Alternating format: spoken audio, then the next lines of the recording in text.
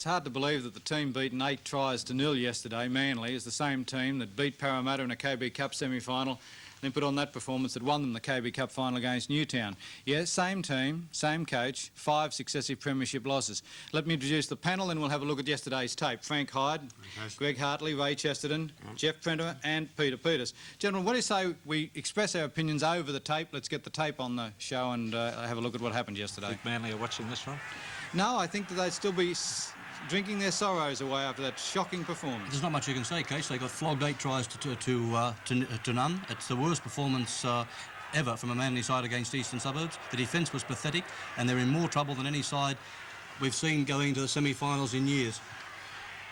8 tries to 0. What we forget yesterday was that until this first try at the 28 minute mark, there's 20 minutes of very dull football preceded this, in which there's a lot of spilt ball. Very scrappy. But East were able to overcome all that and still put on probably their best performance since they last won the grand final. They blundered in a lot of ways, Manly, going into that game. First of all, a rest at this stage of the season, even though the players have had a lot of football.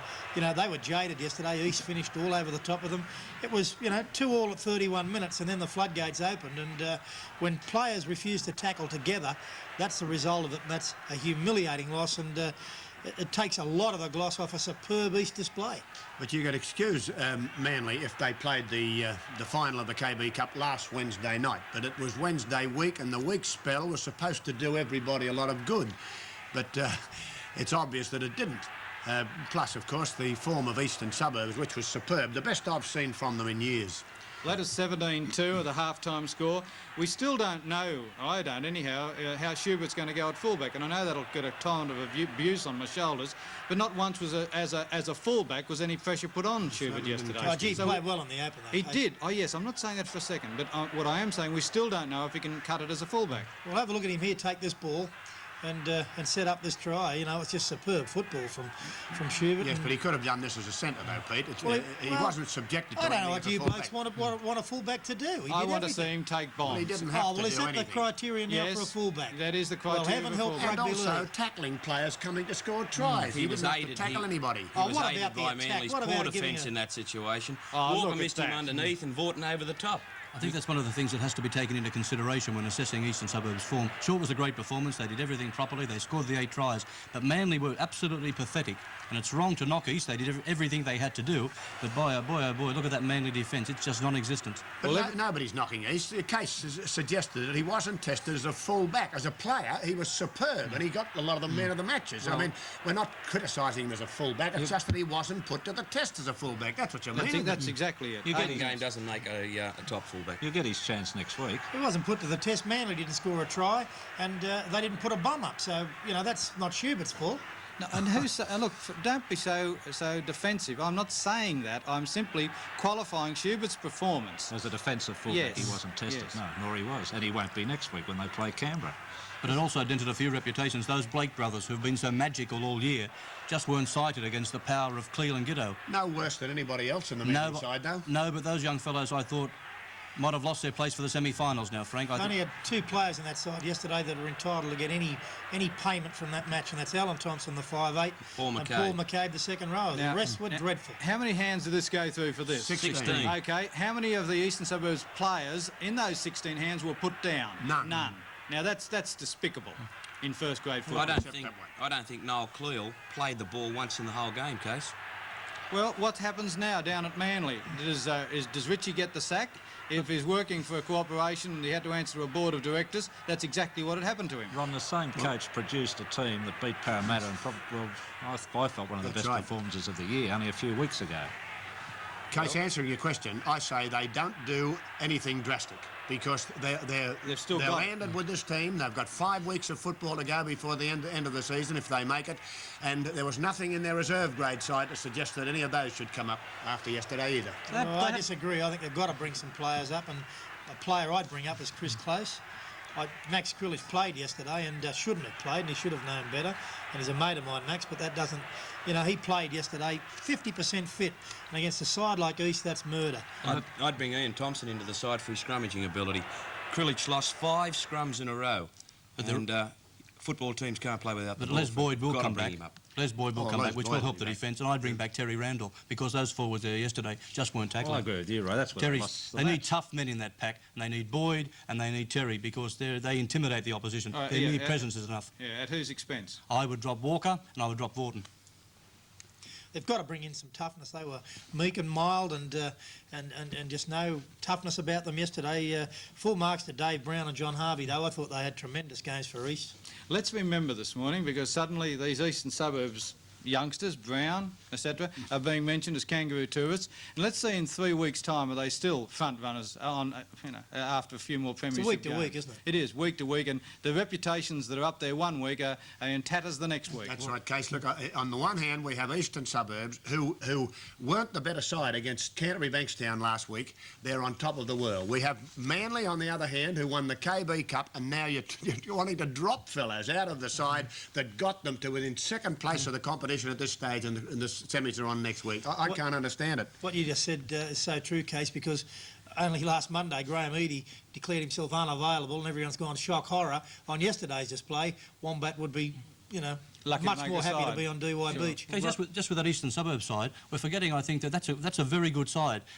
This is the sort of teams that make rugby league legends. Remember the 50s when South Sydney had to go through that second round undefeated to retain the premiership, and it got back to the fellow we had on earlier kicking that goal, Clive Churchill, after time against Manly to get them into the four, and they won the premiership. They have now won 14 out of 17 East. They're a good side. They're coming good at the right moment. They'll go very close. They deserve plenty of credit. What does Bobby Fulton do next week when Aleph is fit? Who goes out, Brown or Harvey? Neither. No, neither. So Aleph, who's been there all year and been a big force. You have got to be kidding. Has You to have stay got down. to be No, well, kidding. you don't change this team. Yes, you do. I bet it's you put changed. Aleph in and you drop Harvey. You be sensible. No, you're kidding. Harvey or Brown. Excuse me, you drop Harvey.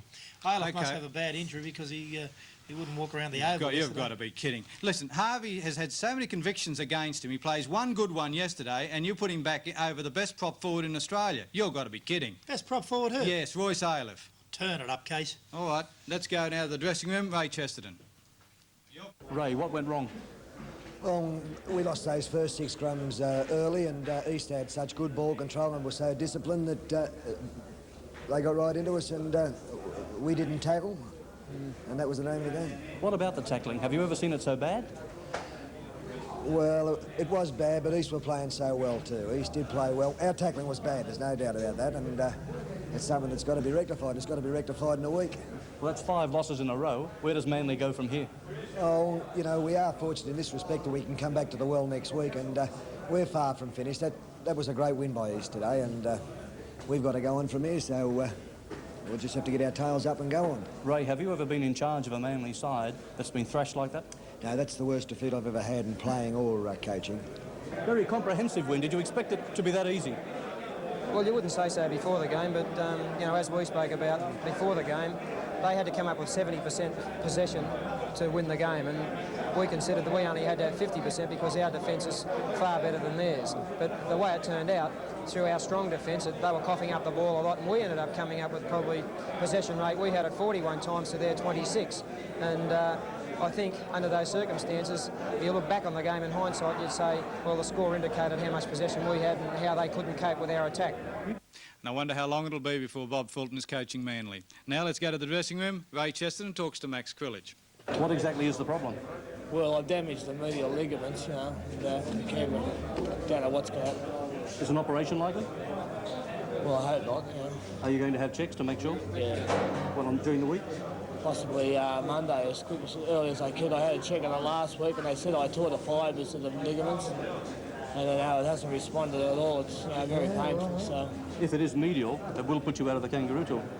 well, if they've got to get the blade out of it, it does. It depends. They reckon it's only the fibres. I might just need a bit of rest. A week off. Max, what do you think's gone wrong with Manly? That's 5 losses in a row. Well, today particularly, I thought the Eastern Suburbs were outstanding. They were absolutely outstanding.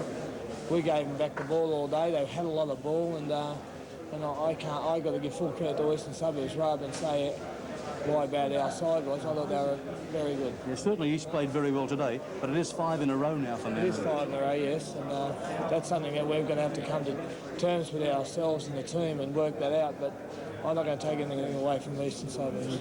Mate, I've got to ask you this. During the week you mentioned that East were a side that might possibly fold under pressure.